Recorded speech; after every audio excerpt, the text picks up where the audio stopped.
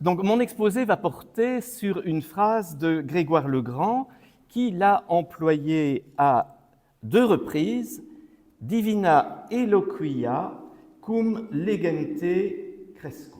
Les paroles, les énoncés divins grandissent avec celui ou celle qui lit, parce que ça marche pour les deux genres. C'est pourquoi j'ai traduit « Les paroles divines grandissent avec qui les lit ». Comme ça, je ne dois pas choisir entre le masculin et le féminin. Donc, Grégoire emploie cette formule quasi furtivement dans les Morales sur Job, et surtout, il l'emploie dans la 7e des homélies sur Ézéchiel, où elle est bien mise en valeur, et je me concentrerai sur ce passage-là. Donc, un peu de contexte tout d'abord. Les homélies sur Ézéchiel sont au nombre de 22, réparties en 2 livres. Voici le premier livre dans l'édition des sources chrétiennes, 540 pages pour le texte et la traduction, ça vous donne une idée du volume. La première homélie, très didactique, est un exposé préliminaire sur la prophétie en général, ses temps, ses modes. Grégoire y défend notamment l'idée que la lumière prophétique n'éclaire pas seulement l'avenir, mais aussi le passé et le présent.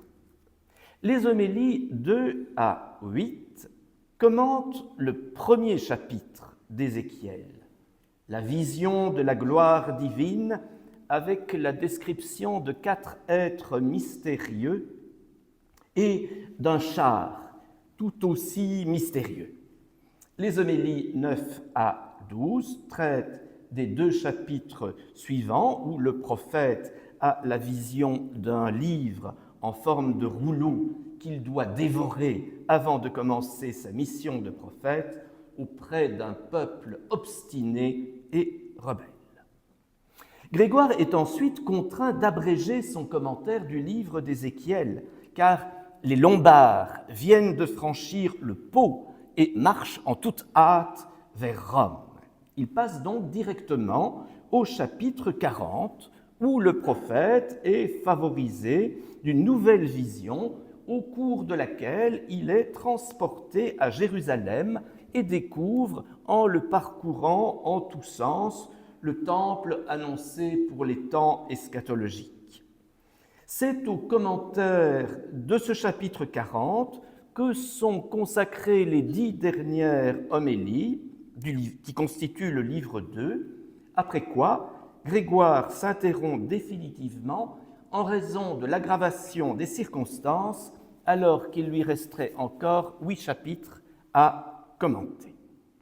Donc le pape Grégoire a prononcé ces homélies dans des circonstances tragiques qu'Henri de Lubac rappelle en ces termes. Ce pontife chétif, malade, surchargé d'affaires et de soucis, parlant à un peuple misérable dans une ville à demi ruinée aux portes de laquelle bientôt campait l'ennemi, ne faisait pas seulement briller au regard de ses auditeurs la vision radieuse, mais lointaine encore, de la céleste Jérusalem.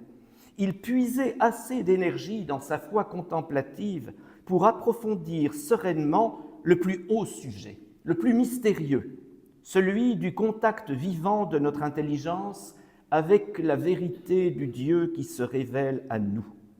Et la parole de ce bon pasteur était si persuasive que, miracle extraordinaire, son troupeau ne cessait de le suivre d'église en église et renaissait à l'espérance, tels ces ossements que le prophète vit se ranimer sous le souffle de l'esprit. Voilà un homme qui lui aussi avait le sens de la formule. Les circonstances auxquelles il est fait allusion permettent de dater nos homélies avec précision de l'année 593.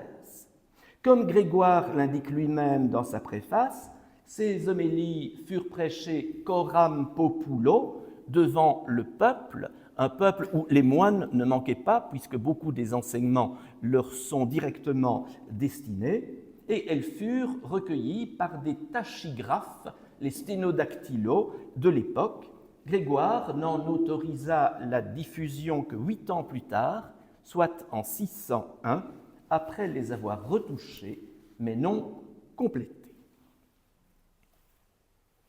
Le passage qui va retenir notre attention est emprunté à la 7e homélie, une de celles qui commentent le premier chapitre du livre où le prophète, déporté en Babylonie avec la communauté des exilés, voit apparaître, dans un feu jaillissant au milieu d'une grande nuée, 4 êtres vivants et un char, ou plus exactement 4 roues, car le texte ne dit rien du châssis ni de l'éventuelle superstructure du char. 4 roues identiques, dont les mouvements sont solidaires de ceux des vivants. Et au-dessus de tout cela, la voûte céleste, et au-dessus de la voûte, la gloire divine, ayant forme humaine et trônant en majesté. Alors, il est très difficile de se représenter la scène. Le texte hébreu est d'une interprétation particulièrement ardue, et on trouve sur la toile des essais de reconstitution qui dont vous me direz ce que vous pensez. Voilà, donc c'est Régis Burnet qui a trouvé ça sur la toile. C'est d'ailleurs lui qui a fait le PowerPoint et je l'en remercie. Alors, attendez, on arrive. Hein. Voilà, on identifie le fleuve Kébar. Et puis, voilà la vision. Vous avez Ézéchiel ici tout à l'avant, et puis les 4 vivants avec les roues qui tournent au-dessus. Alors vous voyez, ils ont des grandes ailes. Hein. Ce ne sont pas des danseuses du Crazy Horse, non, non, ce sont les 4 vivants.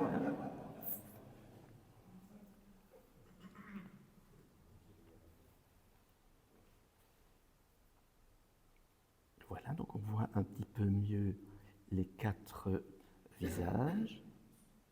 Alors, je ne sais pas de quel genre de plume c'est. Les ailes sont grandes, mais je ne sais pas quelle plume c'est. Et alors, voilà. Donc, et bon, je vais aller un petit peu plus loin pour vous montrer... Zut. Pour vous montrer, je vais relancer ça.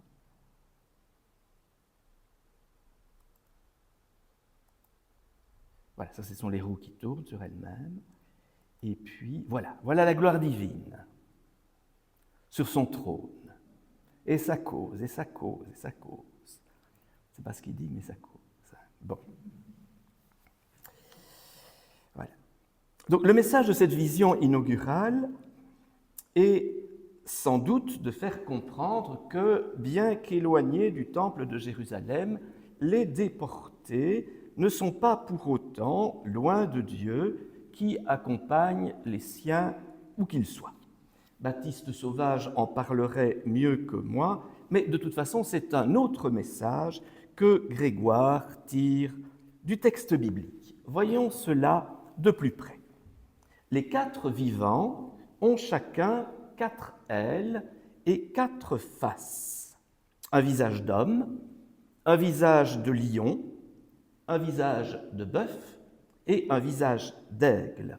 Selon une exégèse reçue depuis Irénée, Grégoire identifie d'abord les 4 vivants aux évangélistes. Que les 4 vivants désignent les saints évangélistes, le début même de chaque livre évangélique en est une preuve. Commençant par une généalogie humaine, Matthieu a droit d'être signifié par l'homme. Commençant par un cri dans le désert, Marc l'est avec justesse par le lion. Ouvrant son récit par un sacrifice, Luc l'est convenablement par le jeune bœuf.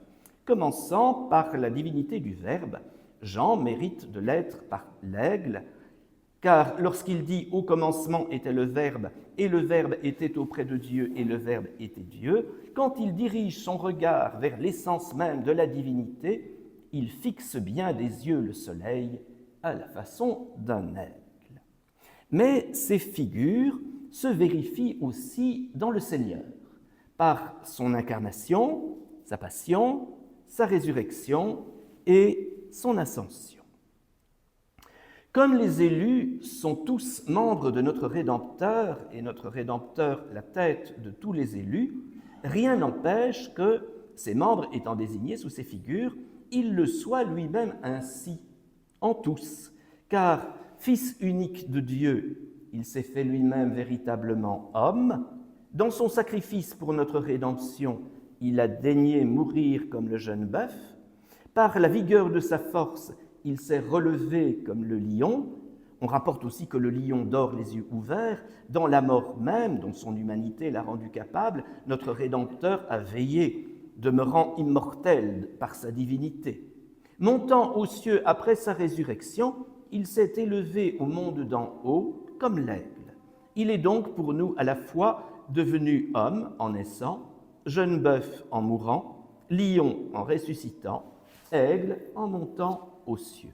Mais, si les quatre vivants figurent les évangélistes, ils représentent aussi celles et ceux qui mettent en œuvre le message évangélique, ceux que Grégoire appelle les parfaits. Par ailleurs, comme les vivants figurent les quatre évangélistes et sous leurs traits, nous l'avons dit plus haut, tous les chrétiens parfaits, il nous reste à montrer comment chacun des élus est représenté par cette vision. Quel qu'il soit en effet un élu, un chrétien devenu parfait dans la voie du Seigneur, et tout ensemble, homme, bœuf, lion et aigle. L'homme est un animal raisonnable, le jeune bœuf est immolé souvent en sacrifice, le lion est une bête vaillante, l'aigle vole aux grandes altitudes et ses yeux fixent le soleil sans être ébloui par les rayons du soleil.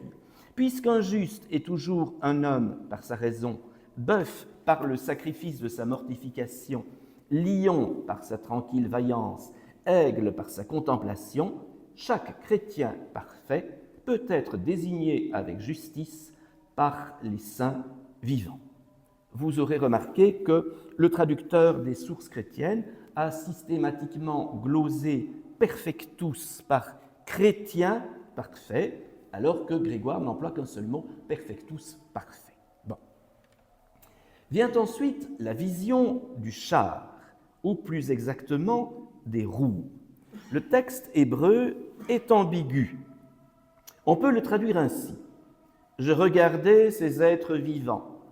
Il y avait une roue à terre à côté des êtres vivants, devant leurs quatre faces. L'aspect de ces roues, leur structure, avait l'éclat de la chrysolite, et toutes les quatre se ressemblaient.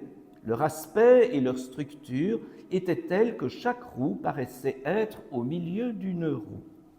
Au verset 15, le premier, le mot « roue » est au singulier et accompagné du numéral 1, Echat, mais outre le fait que le numéral pourrait avoir ici la valeur d'un article indéterminé, on peut comprendre qu'il y a une roue à côté de chacun des quatre vivants. C'est en tout cas ce que le verset 16 invite à comprendre, l'aspect de ces roues au pluriel.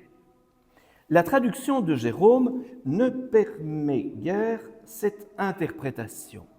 Verset 15. « Comme je regardais les êtres vivants, apparut une roue à terre, à côté des êtres vivants.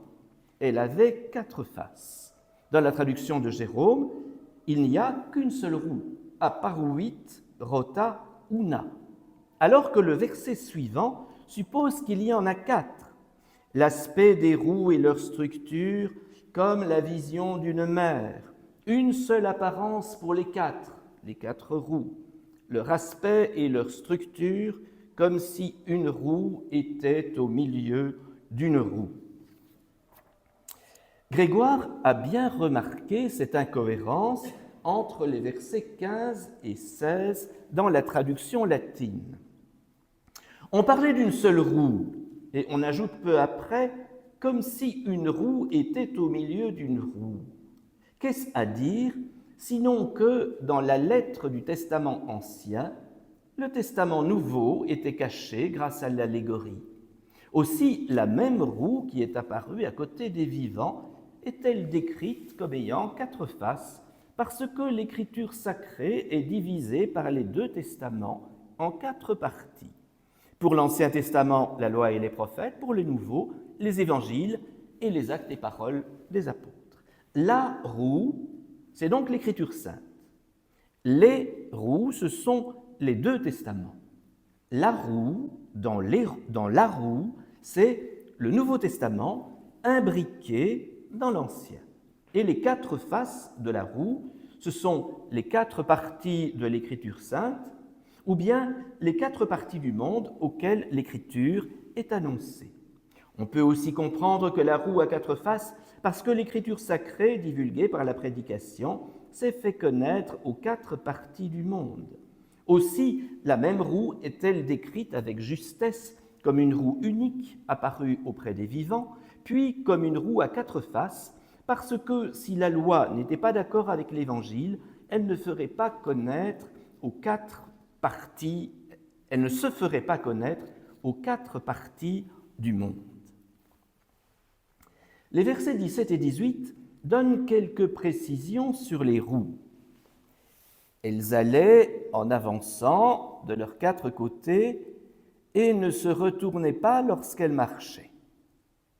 Les roues avaient ferme stature et haute taille, et leur aspect était terrifiant. Et leur corps tout entier, à L4, était plein d'yeux tout autour. Alors, les divers attributs des roues vont être rapportés par Grégoire, l'un après l'autre, au texte sacré. Les roues avancent de leurs 4 côtés. Comprenez que l'écriture sacrée va au cœur des hommes par la loi, les prophètes, l'évangile et les apôtres, et parce qu'elle prêche le Seigneur incarné dans toutes les régions du monde. Les roues avancent sans se retourner. Elles ne se retournaient pas lorsqu'elles marchaient. Comprenez que l'Ancien et le Nouveau Testament viennent spirituellement jusqu'à notre cœur sans que leurs leçons et leurs thèmes changent. Les roues, verset 18, ont ferme stature et haute taille, et leur aspect est terrifiant. Grégoire glose, la stature ferme correspond à la rectitude des préceptes, la haute taille à la sublimité des promesses d'en haut, l'aspect terrifiant aux menaces et à l'horreur du supplice imminent. Et cela est vrai de la roue extérieure, l'Ancien Testament, comme de la roue intérieure, le Nouveau. Vient alors la description des déplacements symétriques des roues et des vivants. Quand s'avançaient les vivants, les roues s'avançaient pareillement à côté d'eux. Et quand les vivants s'élevaient de terre, les roues s'élevaient en même temps. Partout où allait l'esprit, là, tandis qu'allait l'esprit, les roues s'élevaient pareillement à sa suite, car un esprit de vie était dans les roues. Donc, le texte biblique insiste sur la solidarité entre les roues et les vivants. Il y a similitude et simultanéité du mouvement des roues avec celui des vivants. La similitude est exprimée par pareillement, paritaire, la simultanéité par en même temps, simul. Il y a proximité des roues et des vivants dans leur déplacement. Les roues se déplacent à côté d'eux, iuxta ea. Malgré tout, il y a une priorité du mouvement des vivants sur celui des roues.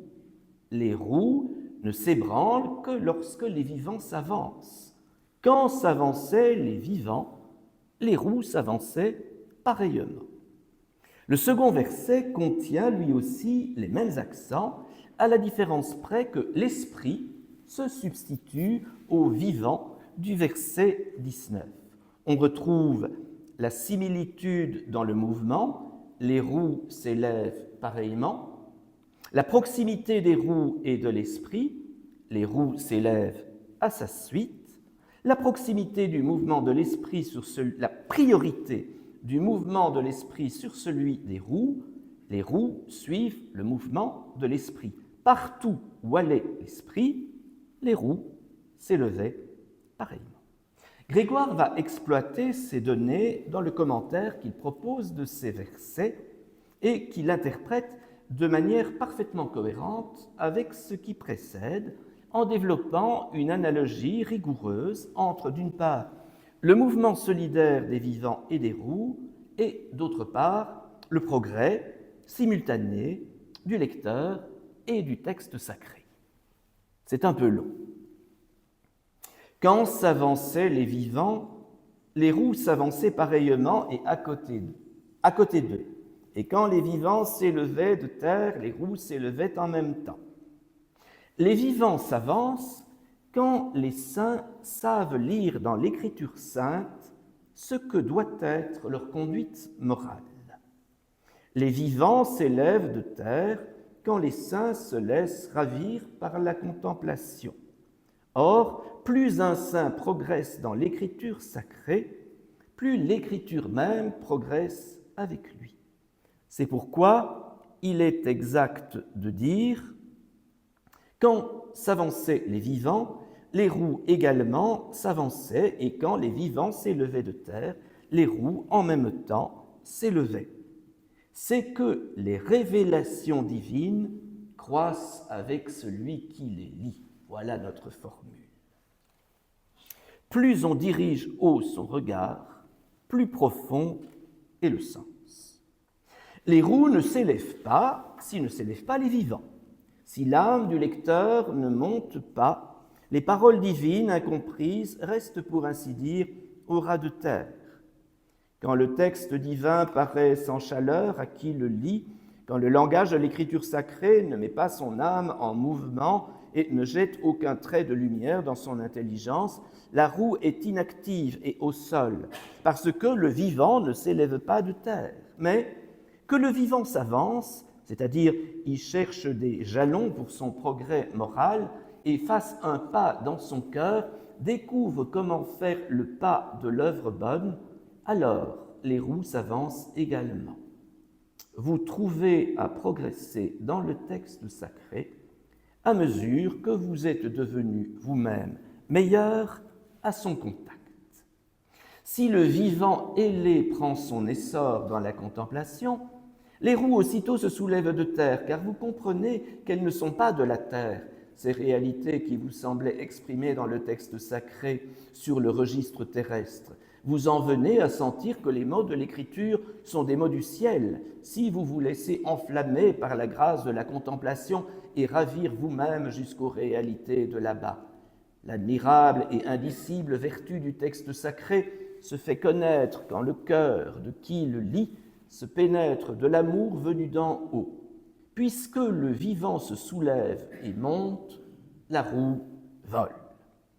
Pour le verset 20, Grégoire maintient son interprétation en s'adaptant au texte et en identifiant l'esprit avec l'esprit du lecteur. Partout où allait l'esprit, là, tandis qu'allait l'esprit, les roues s'élevaient pareillement, à sa suite. Là où se dirige l'esprit du lecteur, là aussi le texte divin s'élève, car si vous y cherchez par le regard, par le cœur, quelque haute vue, il grandit avec vous, monte avec vous. Il est juste de dire des roues à la suite de l'esprit. Si l'esprit du lecteur cherche dans les textes des faits d'histoire et leurs leçons morales, cette signification morale se présente tout de suite. Cherche-t-il le sens typique? Le langage figuré se fait vite saisir. Cherche-t-il un objet de contemplation? Aussitôt les roues semblent prendre des ailes et être ravies dans les airs. Le sens céleste des mots du texte sacré se découvre. Partout où allait l'esprit, là, tandis qu'allait l'esprit, les roues s'élevaient pareillement à sa suite. Les roues suivent l'esprit. parce que les paroles sacrées, comme il a été dit et redit, croissent en intelligibilité suivant la disposition d'esprit du lecteur. Donc, dans la continuité de ce qui précède, Grégoire identifie les roues à l'écriture sainte. C'est très explicite à la ligne 40. Les roues suivent l'esprit parce que les paroles sacrées croissent en intelligibilité. D'autre part, il identifie les vivants, puis l'esprit aux saints. Ligne 3. Les vivants s'avancent quand les saints savent lire dans l'écriture sainte ce que doit être leur conduite morale, puis il les identifie à l'âme du lecteur, verset 12. Si l'âme du lecteur ne monte pas, les paroles divines, incomprises, restent pour ainsi dire au bas de terre. Ou encore, à l'auditeur de l'homélie interpellé personnellement, ligne 19, vous trouvez à progresser dans le texte sacré à mesure que vous êtes vous-même devenu meilleur à son contact. Pour ce qui est des mouvements, Grégoire assimile l'avancée au progrès moral du lecteur, ligne 3. Les vivants s'avancent quand les saints savent lire dans l'écriture sainte ce que doit être leur conduite morale, et il assimile l'élévation au ravissement dans la contemplation, ligne 4. Les vivants s'élèvent de terre quand les saints se laissent ravir par la contemplation. Comme nous l'avons vu, le texte biblique insiste sur la solidarité entre les roues et les vivants. Grégoire reprend ces éléments et les applique à l'écriture et à ses lecteurs. Il y a similitude dans le mouvement d'abord. Le progrès de l'écriture sainte se montre en rigoureuse adéquation avec celui du lecteur. Ils progressent ensemble. Ligne 5. Plus un saint progresse dans l'écriture sainte, plus l'écriture même progresse avec lui. Ils vont vers un même lieu, ligne 30, là où se dirige l'esprit du lecteur, là aussi le texte divin s'élève. Il y a simultanéité ensuite. Ils agissent en même temps. Ligne 34. Si l'esprit du lecteur cherche dans les textes des faits d'histoire et leurs leçons morales, cette signification morale se présente tout de suite. Cherche-t-il un sens typique? Le langage figuré se fait vite saisir. Cherche-t-il un objet de contemplation? Aussitôt, les roues semblent prendre des ailes et être ravies dans les airs. Ensuite, l'idée de proximité est conservée. L'écriture sainte grandit dans un rapport étroit avec le lecteur. Elle grandit et monte avec chacun. Ligne 31. Si vous y cherchez, dans le texte divin, par le regard, par le cœur, quelque haute vue, il, le texte divin, grandit avec vous, monte avec vous. Enfin, Grégoire admet la priorité du mouvement du lecteur sur celui de l'écriture. Le mouvement est comme initié par le lecteur.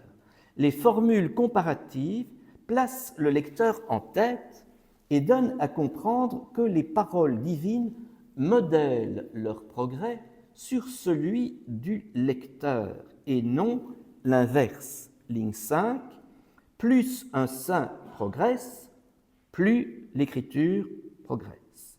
Les formules conditionnelles sont encore plus explicites. Ligne 31, si vous y cherchez quelque haute vue, le texte divin grandit avec vous.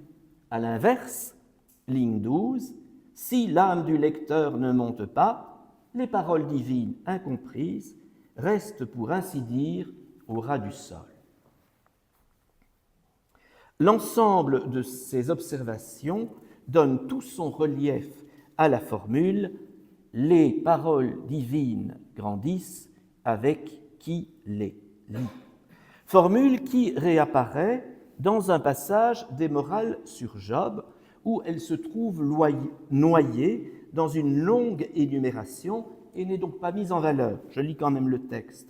Bien que la Sainte Écriture surpasse sans comparaison toute science et toute doctrine, comment tairais-je qu'elle annonce la vérité, qu'elle appelle à la patrie céleste, qu'elle détourne le cœur de ceux qui la lisent des désirs terrestres pour qu'ils embrassent les réalités supérieures, qu'elle exerce l'effort par des expressions obscures, mais séduit les humbles par la simplicité du discours, qu'elle n'est ni si fermée qu'elles doivent être redoutées, ni si ouverte qu'elles s'avilissent, qu'à force d'usage elle supprime l'ennui, et que plus on l'aime, plus on la médite, qu'elle aide l'âme de celui qui la lit par des mots simples et l'élève par des significations élevées, qu'elle croit d'une certaine façon avec ceux qui la lisent. Donc, dans les Morales sur Job, la formule apparaît tout à la fin, incidemment, alors que le long développement qui l'accompagne dans les homélies sur Ézéchiel montre qu'elle n'a rien de fortuit. Belle formule, étonnante et problématique, car non seulement elle affirme clairement qu'un lien existe entre le progrès des textes sacrés et celui des lecteurs, mais elle semble faire de l'Écriture sainte un organisme vivant dont la vitalité dépend de la vitalité du lecteur. On peut proposer une interprétation minimaliste. Le terme de croissance ne viserait que le pôle subjectif de l'interprétation, c'est-à-dire le lecteur et sa compréhension du texte. Dans cette perspective, ce ne sont pas les paroles divines en tant que telles qui grandissent, ça ce serait l'interprétation maximaliste, je vais y arriver, mais leur compréhension par le lecteur. Plus le lecteur chemine, grandit, mûrit, et plus il découvre une grande diversité de sens dans l'écriture. Dans cette optique, le progrès du texte tend à s'identifier avec le déploiement aux yeux du lecteur de tout son potentiel de signification. Cette interprétation minimaliste, pour l'appeler ainsi, opère une séparation entre, d'une part, l'objectivité immuable des paroles divines et, d'autre part, leur interprétation subjective soumise au sujet interprétant. Dans cette perspective, parler d'une croissance des paroles divines relève de la métaphore. Ces paroles grandissent, entre guillemets, lorsque le lecteur découvre les différents sens objectivement contenus dans l'écriture. Une telle interprétation de la formule de Grégoire n'est certainement pas fausse et peut se revendiquer d'affirmations explicites dans le même contexte, comme ligne 19, vous trouvez à progresser dans le texte sacré à mesure que vous êtes devenu vous-même meilleur à son contact. Et ligne 25, l'admirable et indicible vertu du texte sacré se fait connaître quand le cœur de celui qui le lit se pénètre de l'amour venu d'en haut. Une telle interprétation n'est pas fausse et certains interprètes refusent d'aller plus loin, estimant que l'idée d'une Bible qui se complète elle-même avec ses lecteurs est apparue beaucoup plus récemment. Grégoire n'avait pas l'herméneutique pour dire cela et il ne se trouvait pas dans un univers interprétatif qui lui aurait permis de dire que l'ensemble des lecteurs du texte biblique l'enrichissent et le complètent. Au fond, Grégoire le Grand reprendrait simplement le topos de l'adaptation des Écritures à ses lecteurs. Accessible au début même aux âmes les plus simples, cet océan de mystère qu'est l'Écriture sainte, pour reprendre l'expression d'Origène, se révèle de plus en plus vaste et étendu à proportion de la connaissance qu'on en a. C'est la position que défend Régis Burnet dans un article à 4 mains que nous avons publié récemment ensemble, lui et moi, transcription d'un dialogue courtois, mais non consensuel, lors des rencontres patristiques de 2023. Il me semble que cette interprétation ne fait pas suffisamment justice à l'originalité de l'adage de Grégoire, qui tend précisément à doter le livre saint d'une vitalité, d'un dynamisme qui lui est propre. À y regarder de près, Grégoire présente le lien qui existe entre le progrès des textes sacrés et celui du lecteur comme un dynamisme concordant, texte et lecteur se meuvent en même temps et de manière rapprochée, et comme une dépendance du texte à l'égard du lecteur. Le progrès du texte entraîne à sa suite, le progrès du lecteur entraîne à sa suite le progrès du texte. Plus un saint progresse dans l'écriture sacrée, plus l'écriture progresse avec lui. C'est la phrase que j'essaie de prendre au sérieux. D'autres diront que je la prends au pied de la lettre. Il faut peut-être oser parler d'une croissance objective des Écritures, d'une avancée du texte sacré lui-même, conjointe mais distincte du progrès du lecteur. Mais alors se pose immédiatement toute une série de questions. Dans quelle mesure l'initiative de la croissance peut-elle être attribuée au lecteur ? Grégoire semble faire dépendre la compréhension du texte sacré de ce qu'il appelle,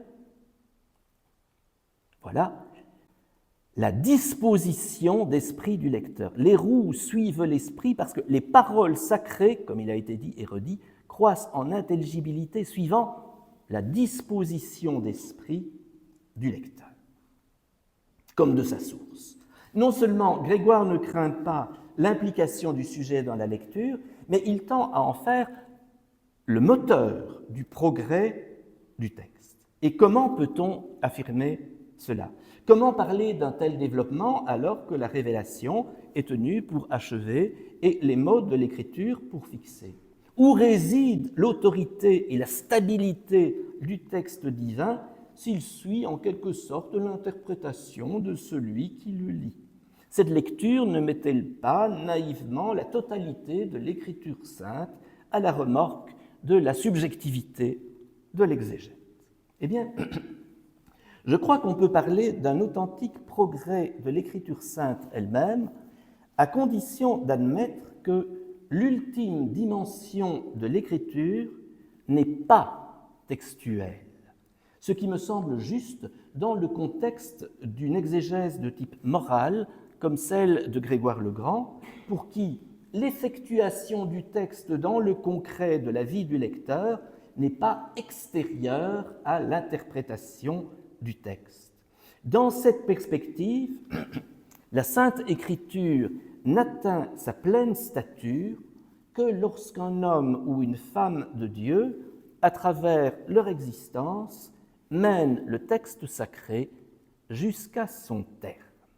Alors, plusieurs textes pourraient être cités, je n'en retiendrai qu'un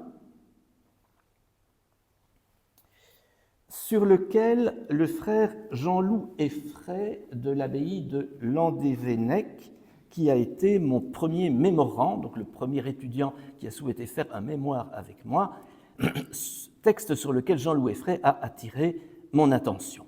Tout le mérite lui revient. Ce texte est extrait de l'homélie précédente sur Ézéchiel. Grégoire cite et commente le verset de l'Exode où Moïse reçoit l'ordre de réaliser pour le sanctuaire à venir un chandelier en or très pur et l'hébreu dit miksha. Alors on hésite sur le sens du mot hébreu, ciselé, forgé, repoussé, massif. Jérôme a rendu le mot par ductilis, ductile, c'est-à-dire qui peut être étiré sans se rompre. L'or est un matériau ductile, malléable si vous voulez, parce qu'il résiste à l'étirement. Tu feras un chandelier d'or très pur, ductile. Que désigne le chandelier, sinon le rédempteur du genre humain? Comme il a pris notre nature sans la faute, ordre est donné que le chandelier de la tente soit fait d'or très pur, ductile. Ce métal s'allonge sous les coups. Notre Rédempteur, pleinement Dieu et pleinement homme dès sa conception et sa naissance, a enduré les plus cruelles souffrances et ainsi est parvenu à la gloire de la résurrection. Il a donc été le chandelier fait d'or très pur, ductile. Il n'a pas eu de péché et cependant, ce sont les humiliations de la passion qui ont fait que son corps progresse vers l'immortalité. Car, en ce qui concerne les vertus de l'âme, il n'avait nullement à progresser sous les coups, mais dans ses membres, c'est-à-dire en nous, il progresse chaque jour sous les coups. Quand nous sommes frappés et affligés pour mériter d'être son corps, c'est lui qui progresse. De ce corps, il est écrit, de la tête, le corps tout entier reçoit ce qu'il lui faut et se bâtit, grâce à ses liaisons et ses jonctions pour mériter sa croissance en Dieu. Son corps, c'est nous tous. Ainsi, les saints apôtres qui se sont tenus aux côtés de notre Rédempteur sont comme la poitrine rattachée à la tête. Les martyrs qui les ont suivis, les bras reliés à la poitrine. Les pasteurs et les docteurs qui se sont joints à eux pour travailler au bien, les mains rattachées aux bras. Ce corps total de notre Rédempteur, chaque jour, grâce à ses liaisons et à ses jonctions, reçoit dans le ciel ce qu'il lui faut. Quand les âmes élues sont amenées au Rédempteur, ses membres se rattachent à lui. On le dit avec justesse. Il reçoit ce qu'il lui faut et se bâtit, réalisant sa croissance en Dieu, parce que le Dieu Tout-Puissant, notre Rédempteur, qui n'a pas lui-même à progresser, s'accroît encore chaque jour par ses membres.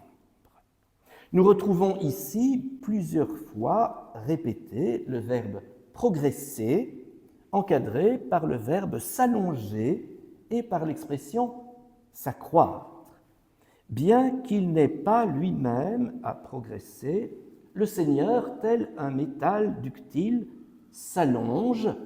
Grégoire dira ensuite qu'il progresse sous les coups. Grégoire développe cette image sur 3 plans successifs. Ce progrès du Rédempteur, c'est tout d'abord la marche douloureuse du Sauveur à travers les humiliations depuis sa conception et sa naissance jusqu'à la gloire de la résurrection. C'est ensuite le progrès des membres de son corps céleste, le corps total de notre Rédempteur, qui s'accroît, lui aussi, de jour en jour, quand les âmes élues sont amenées jusqu'à lui. Grégoire interprète ici le verset de l'Exode selon les 3 sens spirituels typologiques, la vie du Christ, morale, la vie actuelle des croyants, et anagogique, ce qui se passe dans le ciel. Mais ce qui m'intéresse surtout, c'est que ce commentaire développe l'idée d'un progrès du Rédempteur dans un rapport étroit avec l'histoire du salut. Et c'est là un élément décisif pour la question qui nous occupe, car c'est dans cette perspective qu'il est possible d'envisager une authentique forme de croissance des paroles divines comme du corps du Christ. C'est bien dans ce rapport avec un événement toujours en cours, le progrès permanent du Rédempteur, que la Bible peut être perçue comme un livre toujours ouvert, comme un écrit en croissance ou en progrès. La vie des saints est une proclamation de la parole qui fait apparaître le message des 2 testaments dans toute sa grandeur. Une vie sainte est donc une lecture des 2 testaments à l'adresse du monde entier. En ce sens, le saint est toujours un exégète. Son existence est une exégèse vivante qui met en lumière ce que disent les textes sacrés. C'est ce que Grégoire exprime dans cette autre homélie sur Ézéchiel, nous apprenons dans la vie des saints pères ce que nous avons à comprendre dans le rouleau des Écritures. Une page de l'un et l'autre testament nous parle dans leur prédication parce que leur conduite nous la rend claire. L'ultime dimension de l'écriture n'est donc pas textuelle. Le dernier moment de l'interprétation exige un saut hors du livre dans le concret de l'existence. Les saints ont imité la vie du Christ et en eux, le corps du Rédempteur a progressé. Le corps des Écritures se donne à lire à travers leur existence, qui en est comme une exégèse totale, qui interprète, éclaire et accomplit les textes sacrés. À travers eux, le corps des Écritures a grandi. Aujourd'hui encore, l'Écriture sainte continue de se lire et de s'écrire dans le corps des fidèles qui se livrent à cette exégèse totale des livres sacrés. Leur vie interprète, éclaire et fait croître les paroles divines. Sans eux, la divine écriture resterait inachevée. Est-ce là ce que Grégoire voulait dire par la formule « Les paroles divines grandissent avec qui les lit » ? Je n'oserais pas l'affirmer, mais je crois qu'avec une conclusion comme celle-là, nous sommes prêts à célébrer la fête de tous les saints. Je vous remercie.